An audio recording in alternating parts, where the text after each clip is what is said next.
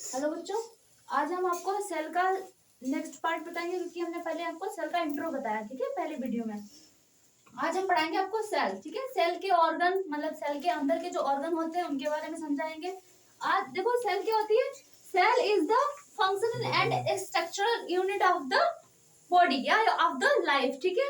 यानी कि जो सेल होती है, जो कोशिका होती है, वो हमारी बॉडी की फंक्शनल यानी कि कार्यात्मक क्या होती है, इकाई होती है, या बोलते हैं कि संरचनात्मक इकाई होती है, ठीक है। क्या सेल यानी कि कोशिका।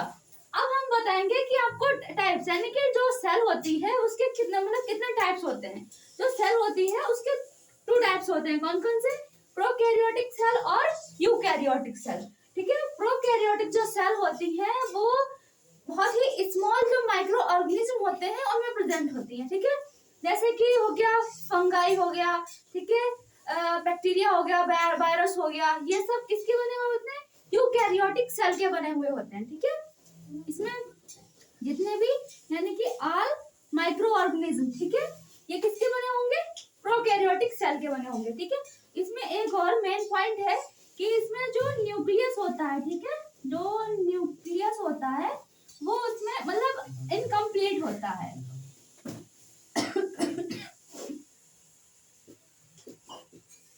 इनकम्प्लीट होता है, ठीक है, क्या, न्यूक्लियस, ठीक। और इसमें जो यूकैरियोटिक सेल होती है, यूकैरियोटिक सेल किसमें प्रेजेंट होती है, ये प्लांट और एनिमल में। हम लोगों में हमारी जो बॉडी है, हम लोगों की बॉडी है, किसकी बनी होती है, यूकैरियोटिक सेल की बनी हुई होती है, ठीक है। जितने भी प्लांट्स हैं यानी कि जो भी पौधे वगैरह हैं, ठीक है, जो बड़ी चीजें हैं जो हम अपनी आंखों से देख सकते हैं, ठीक है, नेगलेट आई से देख सकते हैं, तो वो क्या होते हैं, तो वो यूकैरियोटिक सेल के बने हुए होते हैं। और जो हम अपनी आंखों से देख नहीं सकते हैं, जिनको देखने के लिए हमें माइक्रोस्कोप की, हाँ, माइक्रोस्कोप की जरूरत पड़ती है, तो वो कौन सी सेल के बने हुए होते हैं, प्रोकैरियोटिक सेल के बने हुए होते हैं, ठीक है। एक मेन पॉइंट है कि जिनको हम देख नहीं सकते हैं, ठीक है, ऐसे नहीं देख सकते, माइक्रोस्कोप की जरूरत होती है। माइक्रोस्कोप की जरूरत होती है, ठीक है। लेकिन इसको इस सेल को देखने मतलब कि जो सेल से बने हुए जो मतलब कि बॉडीज होती हैं, तो उनको देखने के लिए हमें क्या माइक्रोस्कोप की जरूरत नहीं होती है, ठीक है। इसमें क्या होती है, माइक्रोस्कोप की जरूरत नहीं होती है, ठीक है। माइक्रोस्कोप की जरूरत नहीं होती है, ठीक है। और इसमें जो न्यूक्लियस होता है, ठीक है, क्योंकि जो सेल है आगे हम पढ़ाएंगे, जो सेल होती है, सेल का मास्टरमाइंड, ठीक है, क्या होता है, न्यूक्लियस होता है, ठीक है। तो न्यूक्लियस सेंटर में प्रेजेंट होता है सेल के, ठीक है। अभी हम सेल का स्ट्रक्चर बना के समझाएंगे। तो सेल में जो न्यूक्लियस होता है वो बीच में प्रेजेंट होता है। तो इसमें जो यूकैरियोटिक सेल होती है उसमें जो न्यूक्लियस होता है वो पूर्ण विकसित होता है, ठीक है, पूरी तरह से कंप्लीट होता है। और इसमें कंप्लीट नहीं होता है, ठीक है। इसमें क्या होता है, पूर्ण विकसित, ठीक है, कंप्लीट होता है न्यूक्लियस, ठीक है, कंप्लीट न्यूक्लियस होता है। और इसमें कंप्लीट न्यूक्लियस नहीं होता है। और ये से इन सेल्स को मतलब इन सेल्स से बने हुए जो बॉडीज होती हैं उनको हमें माइक्रोस्कोप से ही देख सकते हैं, ठीक है। और इन सेल से जो बनी हुई बॉडीज होती हैं उनको हम ऐसे ही विजुलाइज कर सकते हैं, ठीक है, यानी कि देख सकते हैं ऐसे ही। समझ में आ गया इतनी चीजें। यानी कि ये जो सेल होती है वो फंक्शनल एंड स्ट्रक्चरल यूनिट होती है। इसमें टू टाइप के होते हैं, यूकैरियोटिक सेल और प्रोकैरियोटिक सेल, ठीक है। जो प्रोकैरियोटिक सेल होती है वो मतलब कि जितने भी माइक्रो ऑर्गेनिज्म है उनकी जो बॉडी है वो किससे बनी होती है, प्रोकैरियोटिक सेल से बनी होती है। और जितने भी प्लांट एनिमल है तो उनकी बॉडी जो है वो यूकैरियोटिक सेल से बनी हुई होती है, ठीक है। आगे हम स्ट्रक्चर समझाएंगे आपको। उससे पहले हमने क्या बताया कि यूकैरियोटिक और प्रोकैरियोटिक के बारे में समझाया, ठीक है, यानी कि कितने टाइप्स की कोशिकाएं होती हैं। अब हम बता रहे हैं स्ट्रक्चर यानी कि स्ट्रक्चर ऑफ द सेल, यानी कि जो सेल होती है वो किस टाइप की बनी हुई होती है। जब हम माइक्रोस्कोप से सेल को देखते हैं तो सेल कुछ इस टाइप की हमें दिखाई देती है, मतलब कि वो बॉक्स की तरह गोल होती है, बंद होती है। इसको खोल के देखा तो ये इसके जो अंदर के जो ऑर्गेनिज्म है वो इस तरह से प्रेजेंट होते हैं। जैसे कि आप पहले सेल को देख लिया, अब कितने टाइप से, यानी कि जो सेल में जो होते हैं वो मुख्यतः कितने कंपोनेंट्स होते हैं, जैसे कि 3 इसमें कंपोनेंट्स होते हैं, ठीक है। मेन सबसे पहले क्या है, प्लाज्मा मेम्ब्रेन, ठीक है। प्लाज्मा मेम्ब्रेन क्या होती है समझो, ठीक है। प्लाज्मा मेम्ब्रेन क्या होती है, जो प्लाज्मा मेम्ब्रेन होती है ये जो लाइन आपको दिखाई दे रही है ये सब क्या है, ये है प्लाज्मा मेम्ब्रेन, ठीक है। ये आउटर है और ये इनर है, जो लाइनिंग ये दिखाई दे रही है ये क्या है, प्लाज्मा मेम्ब्रेन है, ठीक है। उसके बाद में क्या है, साइटोप्लाज्म। जो साइटोप्लाज्म होता है, साइटो मींस कल बताया था कि कोशिका, साइटो मींस कोशिका होती है, और प्लाज्म मींस यानी कि जो अंदर कोशिका के जो फ्लूइड भरा हुआ है, जो तरल पदार्थ भरा हुआ है, उसे हम क्या कहते हैं, प्लाज्मा, ठीक है। यानी कि साइटो यानी कि कोशिका के अंदर प्लाज्मा है तो क्या हो गया, साइटोप्लाज्मा हो गया, समझ में आ गया। तो ये अंदर का जो कोशिका के अंदर जो फ्लूइड भरा रहता है इसे हम क्या कहते हैं, साइटोप्लाज्म, ठीक है। उसके बाद में है क्या, अब साइटोप्लाज्म में जो कुछ कंपोनेंट्स होते हैं जो तैरते रहते हैं, ठीक है। यानी कि साइटोप्लाज्म क्या है, एक तरल पदार्थ है, तो तरल पदार्थ में क्या चीजें हैं, कुछ कंपोनेंट्स हैं जो उसमें तैरते रहते हैं, ठीक है। उनका भी एक मेन रोल होता है, ठीक। जैसे कि इसमें है माइटोकॉन्ड्रिया, ठीक है। माइटोकॉन्ड्रिया क्या है, यानी कि power house of the cell, power house of the cell किसे कहते हैं, माइटोकॉन्ड्रिया को कहते हैं। ये देखो ये इसका स्ट्रक्चर जो है वो इस प्रकार का होता है, किसका, माइटोकॉन्ड्रिया का, ठीक है। उसके बाद में क्या है, राइबोसोम। राइबोसोम जो होता है, अभी मैंने यहाँ पे लिखा नहीं है, राइबोसोम किसके ऊपर प्रेजेंट होता है, जो अभी हम बता रहे हैं आपको, बेटा वो मार्क कर देना,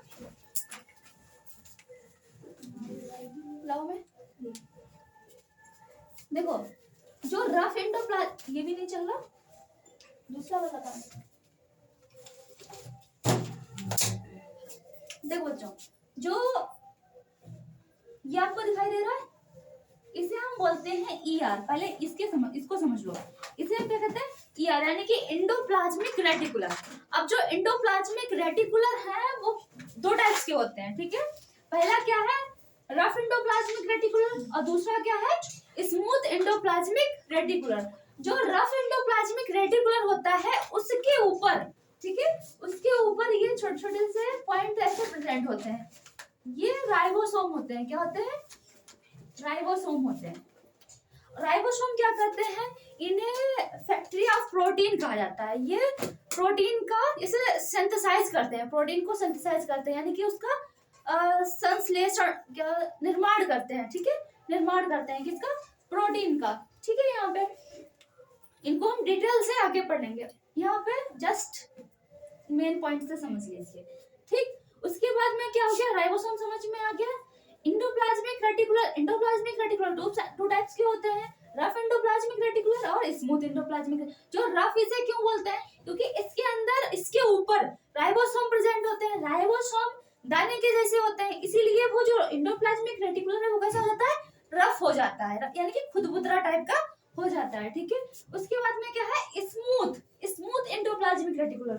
अब जो स्मूथ एंडोप्लाज्मिक रेटिकुलर है ये क्या है, इसके ऊपर जो होता है फैट स्टोर रहता है, यानी कि वसा, ठीक है, वसा इकट्ठा होता रहता है, ठीक है। यानी कि ऐसे समझो कि वसा का निर्माण करता है, ठीक है, यानी कि वसा को इकट्ठा करता है, अपने आप में स्टोर करता है, इसीलिए ये चिकना टाइप का होता है, ठीक है। इसीलिए इसे क्या बोल दिया गया, स्मूथ, यानी कि मुलायम एंडोप्लाज्मिक रेटिकुलर, ठीक है।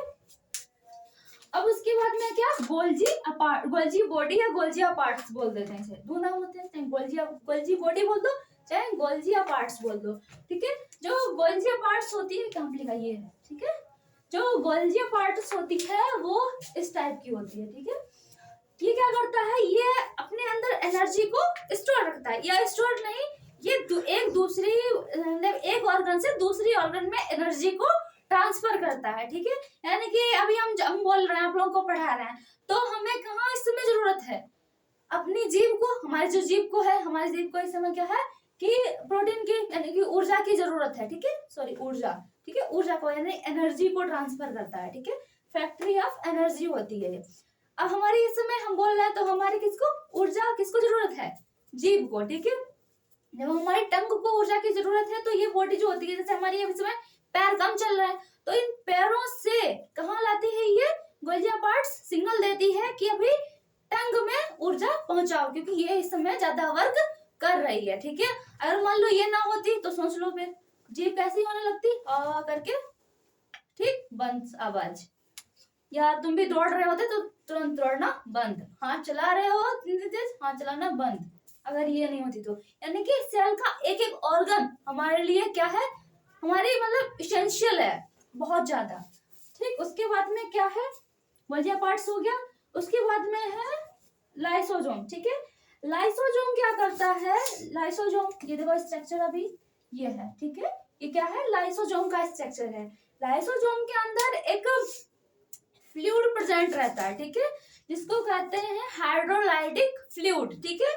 ये जो जल अपघटक एंजाइम से बोलते हैं, ठीक है। तो ये फ्लूइड क्या करता है, ये फ्लूइड मतलब कि अब कोशिका के अंदर बहुत सारे ऑर्गेनिज्म होते हैं, ठीक है, बहुत सारे प्रेजेंट होते हैं। तो ये क्या करता है कि अगर मान लो कि साइटोप्लाज्म की डेथ हो गई, ठीक है, साइटोप्लाज्म नहीं मरेगा, ठीक है।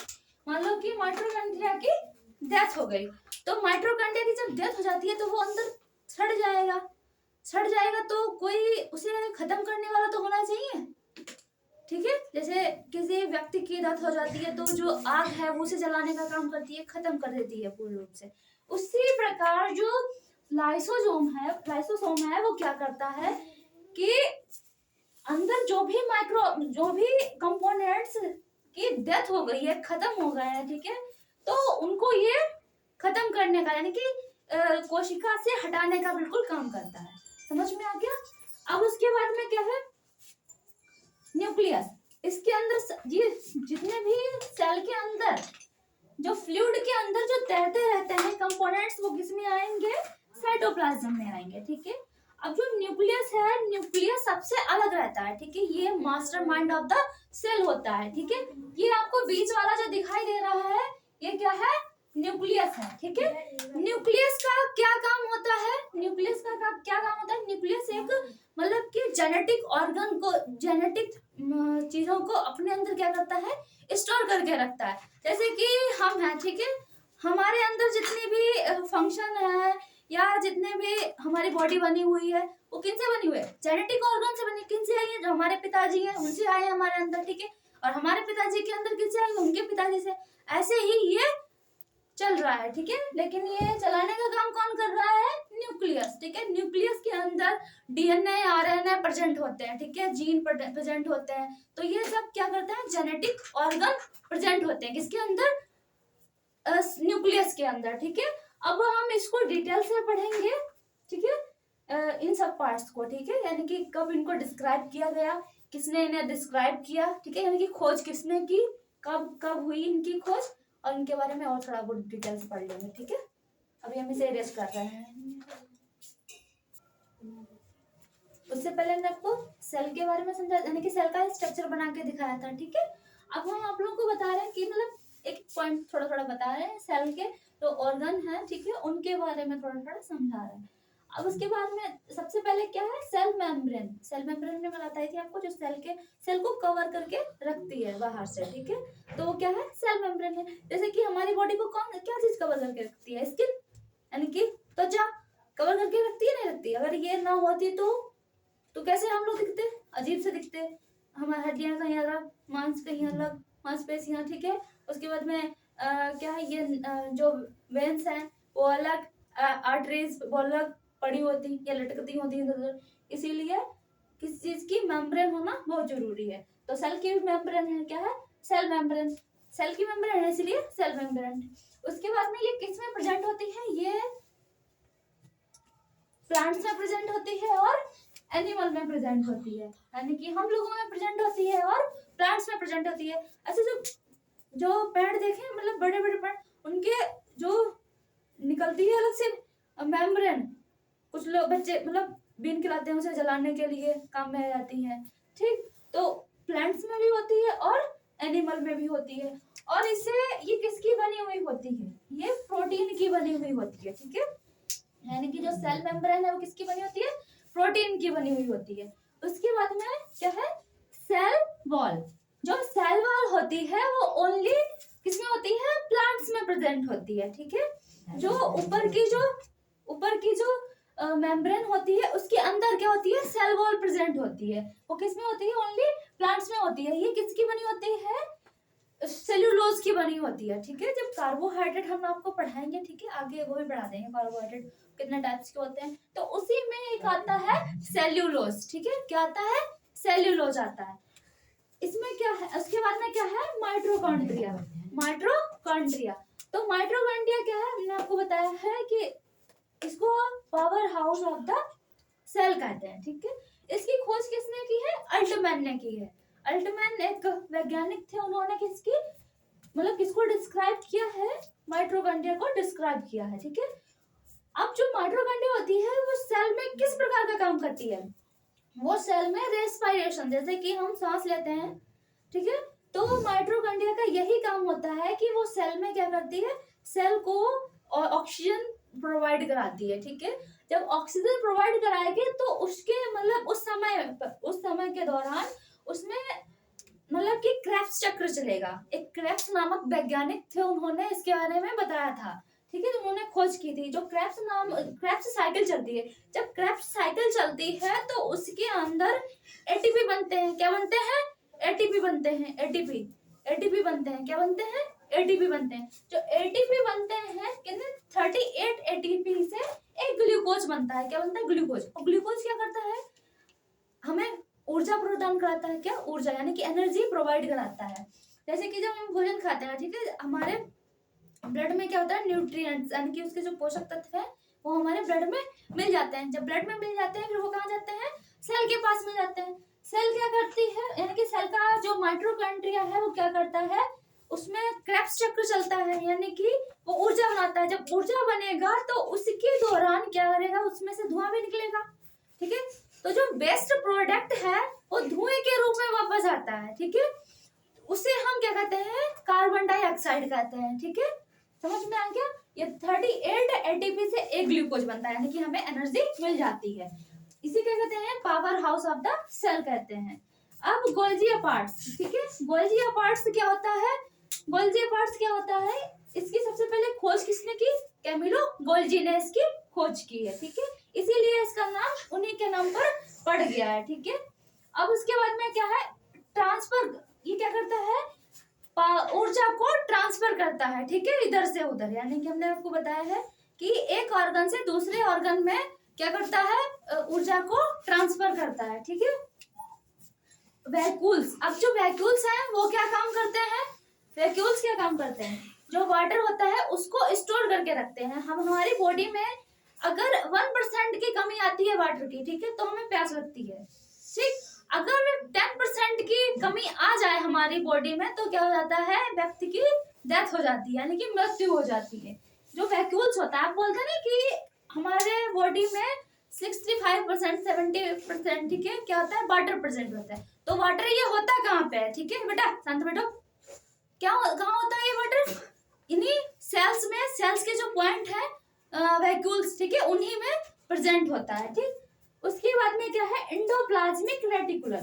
हमने आपको बताया कि 2 टाइप्स का होता है, स्मूथ एंडोप्लाज्मिक रेटिकुलर और रफ एंडोप्लाज्मिक रेटिकुलर। जो स्मूथ एंडोप्लाज्मिक रेटिकुलर होता है वो इंटरनल वो क्या करता है, स्केलेटन बनता है, यानी कि सेल जो होती है, सेल का भी तो कंकाल तंत्र होगा, हमारी बॉडी का कंकाल तंत्र होता है, नहीं होता है, ठीक है। तो उसी प्रकार किसका, सेल का भी कंकाल तंत्र होता है। कौन बनाता है, एंडोप्लाज्मिक रेटिकुलर बनाता है, ठीक है। अब जो आगे के ऑर्गन है, ठीक है, वो हम आगे लिख के आपको बता रहे हैं, ठीक है।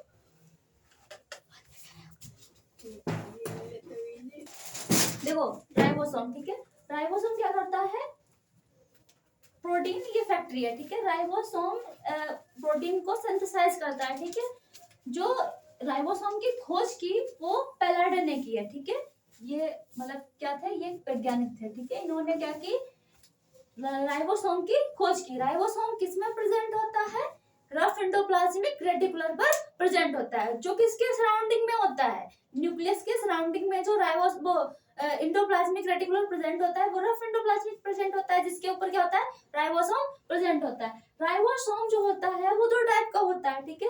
इसको हम राइबोसोम सेडिमेंटेशन कोएफिशिएंट के थ्रू हम जानते हैं कि कौन सा राइबोसोम किस टाइप का है। जैसे कि 70S जो राइबोसोम होता है वो प्रोकैरियोटिक सेल में प्रेजेंट होता है। जो प्रोकैरियोटिक सेल होती है वो छोटी होती है, यानी कि जो स्मॉल माइक्रो ऑर्गेनिज्म होता है, ठीक है, उनके अंदर क्या होता है 70S क्या होता है राइबोसोम होता है। और जो यूकैरियोटिक मतलब होते हैं, ठीक है, सेल्स जो होती हैं तो उनके अंदर 80S क्या होता है राइबोसोम प्रेजेंट होता है। ठीक, अब उसके बाद में देखो न्यूक्लियस जो होता है, न्यूक्लियस का मेन रोल होता है, ठीक है, किसमें सेल में, क्योंकि ये सबको क्या करता है कंट्रोल करके रखता है, किसको, पूरी सेल को। कौन, न्यूक्लियस। जैसे कि मास्टरमाइंड होता है ये पूरी सेल का। अगर किसी को ये काम नहीं करना है तो वो उसको जबरदस्ती करवा सकता है, अगर नहीं करवाएगा तो किसको ये मतलब आदेश देगा कि इसको खत्म कर दो। कौन है वो, लाइसोसोम है, ठीक है, उसके बारे में आगे समझेंगे। ये इसकी खोज किसने की थी, रॉबर्ट ब्राउन ने की थी, न्यूक्लियस की खोज, ठीक है। उसके बाद में जो मास्टरमाइंड ऑफ द सेल कौन है, न्यूक्लियस है, ठीक है। न्यूक्लियस को क्या कहते हैं, मास्टरमाइंड ऑफ द सेल या कंट्रोलर, ठीक है। सेल का कंट्रोलर कौन होता है, न्यूक्लियस होता है। क्रोमोसोम एंड डीएनए और आरएनए किसके अंदर प्रेजेंट होते हैं, न्यूक्लियस के अंदर प्रेजेंट होते हैं। दोनों चीजें, क्रोमोसोम्स भी इसके अंदर प्रेजेंट होते हैं, डीएनए भी प्रेजेंट होता है, क्योंकि क्रोमोसोम के अंदर डीएनए और आरएनए प्रेजेंट होता है, और डीएनए के अंदर जीन्स प्रेजेंट होती है, ठीक है। ये कहते हैं जेनेटिक मटेरियल है, क्या है, जेनेटिक मटेरियल, ठीक है। किसके अंदर प्रेजेंट होता है, न्यूक्लियस के अंदर प्रेजेंट होता है। उसके बाद में क्या है, प्रोटीन। प्रोटीन न्यूक्लियस में प्रोटीन जो होती है 80% प्रेजेंट होती है, और जो अदर जितने भी जेनेटिक मटेरियल है वो कितने परसेंट, 10% प्रेजेंट होता है। ये क्या है, जेनेटिक मटेरियल, ठीक है, जेनेटिक मटेरियल होता है, ठीक है। ये कितने परसेंट, 10% किसमें, न्यूक्लियस में प्रेजेंट होता है। उसके बाद में क्या है, लाइसोसोम। लाइसोसोम जो होता है ये हाइड्रोलाइटिक एंजाइम इसमें प्रेजेंट होता है, ठीक है। इसकी खोज की थी, लाइसोसोम की खोज की थी डी डुप्लेने, ठीक है, डी डुप्लेने इसकी खोज की थी। इसके अंदर हाइड्रोलाइटिक एंजाइम प्रेजेंट होता है जो मतलब कि सभी ऑर्गेनिज्म को किल करने का काम करता है, यानी कि मारने का काम करता है, ठीक है। ये आग का काम करता है, ठीक है, जैसे आग सबको जलाने का काम करती है, वैसे ही ये इसके अंदर के जितने भी प्लाज्मा के वो सेल प्लाज्मा के अंदर जितने भी माइक्रोब कंपोनेंट्स तैरते रहते हैं, ठीक है, उसी को ये खत्म करने का काम करता है, ठीक है। ये सब सुसाइडल बैग कहा जाता है। सुसाइडल बैग क्यों, अगर इसे मान लो गुस्सा आ गया, ठीक है, तो ये खुद को फाड़ देता है। जब फाड़ देगा खुद को, पूरी सेल जो होती है मर जाएगी, ठीक है। अगर मान लो किसी ने मार दिया आपको, या हमने यहाँ पे चोट मारी, ठीक है, तो यहाँ की 2-4 सेल तो मरी होंगी। 2-4 सेल जब मर जाती हैं, क्यों मरती हैं, क्योंकि यहाँ का जो लाइसोसोम है वही किल हो जाता है, वही मर जाता है। जब लाइसोसोम मर जाता है तो उसके अंदर जो सेल के अंदर के जितने भी कंपोनेंट्स हैं वो भी मर जाते हैं, ठीक है। इसीलिए इसे हम क्या कहते हैं, सुसाइडल बैग कहते हैं। अब यहाँ पे जब लाइसोसोम की ही डेथ हो जाएगी तो साफ सफाई करने का कौन काम करेगा, कोई नहीं काम करेगा। तो इधर उधर के जितने भी सेल्स होती हैं वो एक्टिव हो जाती हैं कि अरे नहीं, यहाँ से जैसे हम लोग को नहीं कि किसी गंदी जगह से बदबू आने लगती है, नहीं इस चीज को हटाओ, तो ये सेल जो होती है आसपास की उन्हें बदबू आने लगती है, नहीं इसे हटाओ, तो ये थोड़ा थोड़ा अपना जो हाइड्रोलाइटिक एंजाइम है वो दे देती हैं। जब छिड़क देती हैं तो ये चीजें वहां की खत्म हो जाती है। इसीलिए जब हम चोट मारते हैं तो यहाँ पे थोड़ा सा काला काला सा हो जाता है, ठीक है, धब्बा टाइप का पड़ जाता है, तो बोलते हैं कि इसे सेक लो, चाहे गर्म पानी से सेक लो। तो इधर उधर की जो सेल्स हैं वो एक्टिव हो जाती हैं। जब एक्टिव हो जाती हैं तो अपना थोड़ा थोड़ा डाल देती हैं, छिड़क देती हैं हाइड्रोलाइटिक एंजाइम, तो इसलिए वो जहाँ वो जो मरी हुई सेल होती हैं वो किल हो जाती है, यानी कि खत्म हो जाती है, नष्ट हो जाती है, ठीक। अब आज हमने आपको पूरी सेल्स के बारे में बताया, इसके जितने कंपोनेंट्स हैं उसके बारे में बताया, स्ट्रक्चर के बारे में बताया, ठीक है। अब अगला वीडियो नेक्स्ट आएगा। अगर आपको अच्छा लगे तो लाइक और कमेंट करिए और हमारे चैनल को सब्सक्राइब करिए। जय हिंद।